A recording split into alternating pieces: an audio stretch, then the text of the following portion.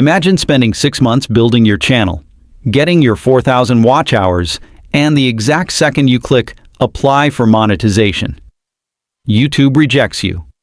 No warning, no detailed explanation. Just a generic letter saying reused content.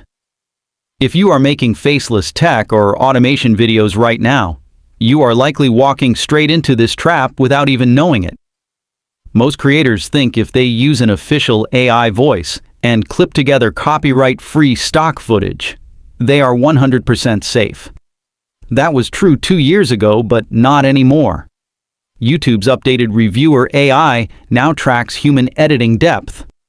If your background audio is just a flat music track and your video transitions happen at regular intervals, the algorithm instantly flags it as automated spam.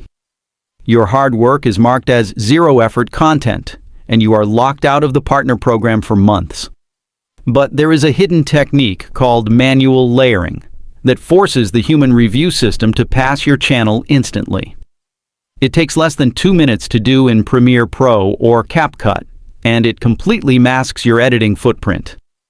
To see the exact step-by-step tutorial on how to set up this manual override before you hit that apply button, watch this next video right here.